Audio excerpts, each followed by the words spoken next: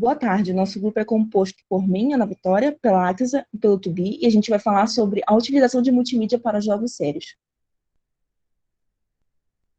A nossa agenda é composta pela introdução, a gamificação, utilização de multimídia na gamificação, estudo de caso com um quiz e a nossa conclusão.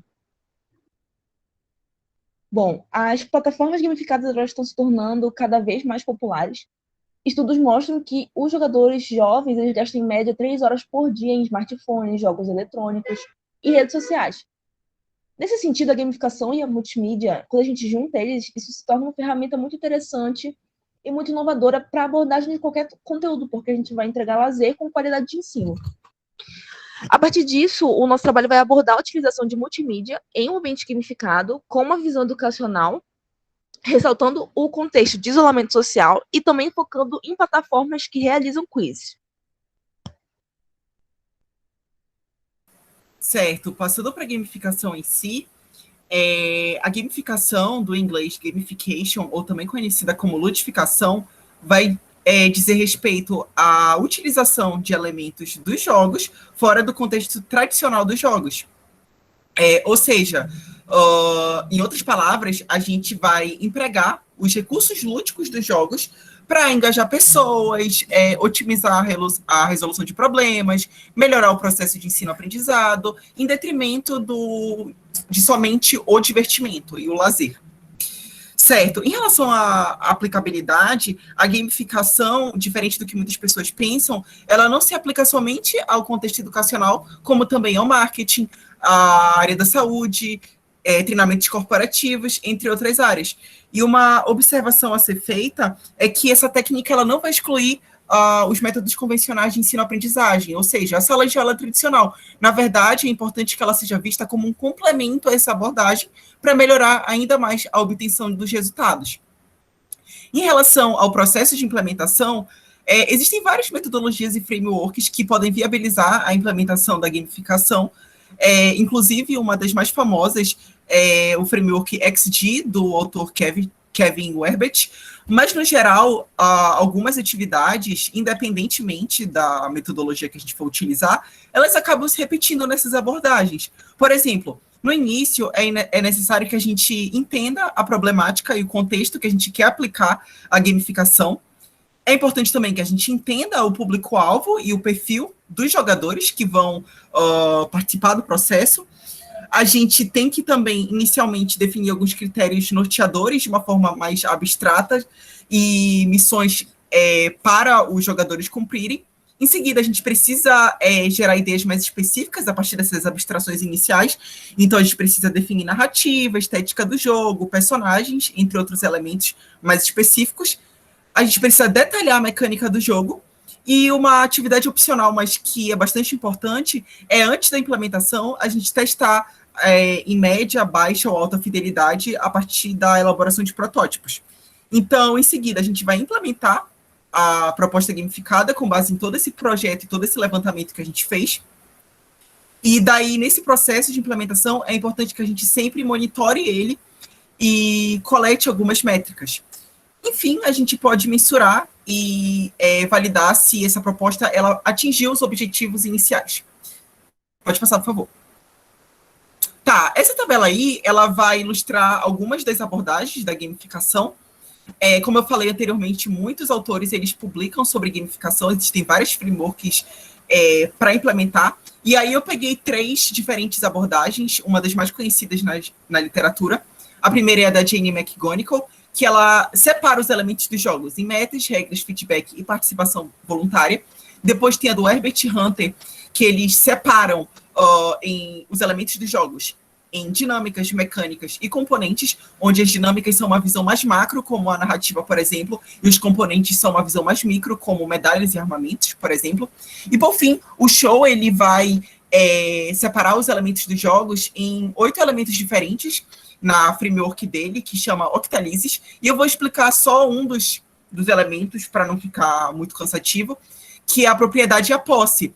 Ou seja, a ideia é que o jogador ele vai controlar um objeto específico e ele vai se sentir estimulado a manter a posse sobre aquele objeto no decorrer do jogo. Então, esses elementos aí, eles podem ser utilizados em processo gamificado para estimular ainda mais o processo de aprendizagem e a motivação dos participantes. Em relação aos benefícios dessa abordagem, nós temos vários que as organizações notaram ao implementar esse processo, como o aumento da produtividade dos participantes, melhorias na comunicação interna das equipes, coleta de dados estratégicos para processos futuros de treinamento, desenvolvimento de habilidades e competências pessoais dos participantes.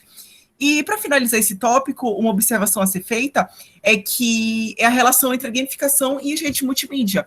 Embora a gamificação ela possa usar fortemente os conceitos das redes multimídia, essa relação não é obrigatória, porque, como eu falei anteriormente, a essência da gamificação é utilizar elementos dos jogos fora do contexto dos jogos. Então, a gente tem abordagens que não usam necessariamente redes multimídia, como a computação desplugada, onde a gente vai utilizar...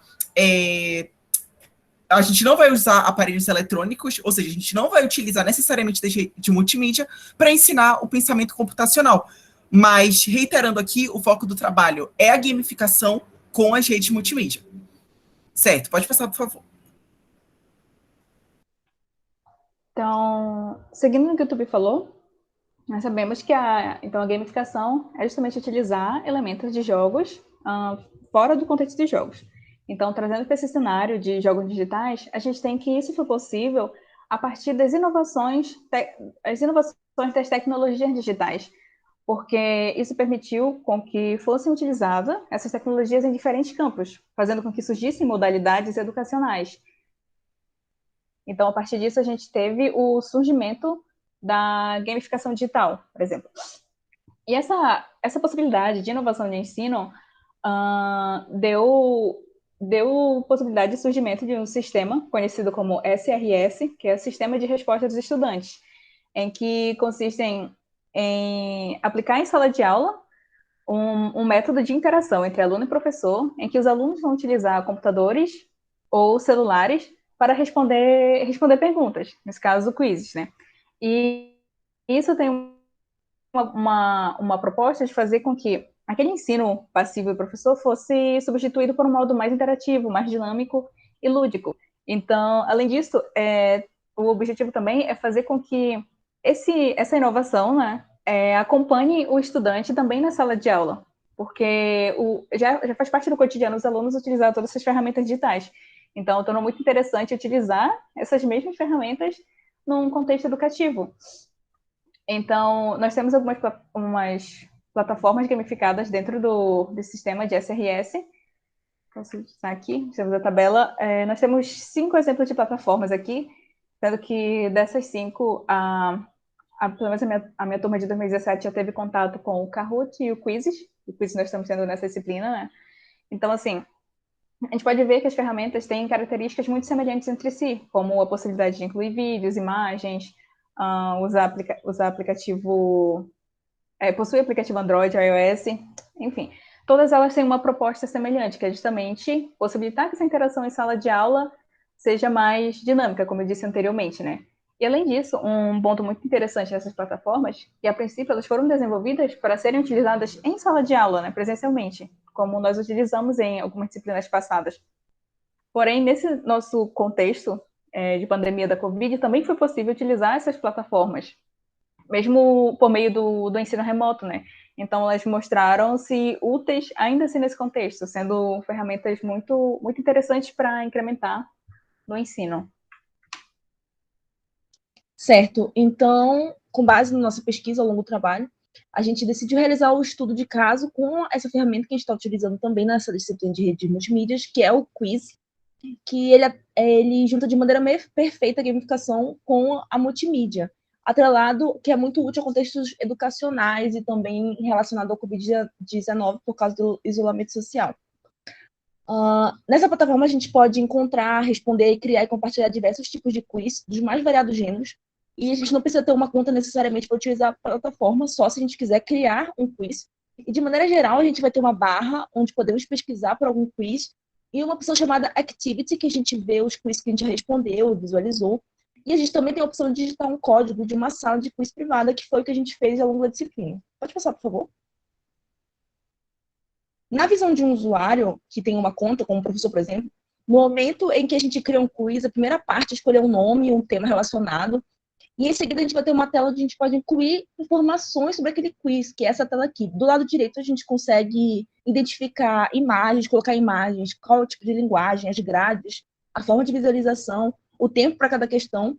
E já em relação às questões, a gente pode buscar as questões no banco de questões, que é essa barrinha que está em cima desses quadradinhos, desses 6 quadradinhos coloridos, ou criar manualmente, que a gente vai ter esses 6 tipos, que é o checkbox, o fill in the blank. O fill in the blank é a gente deixa um espaço para a resposta, mas a gente também inclui a resposta correta, então o próprio programa ele vai analisar essas respostas digitadas.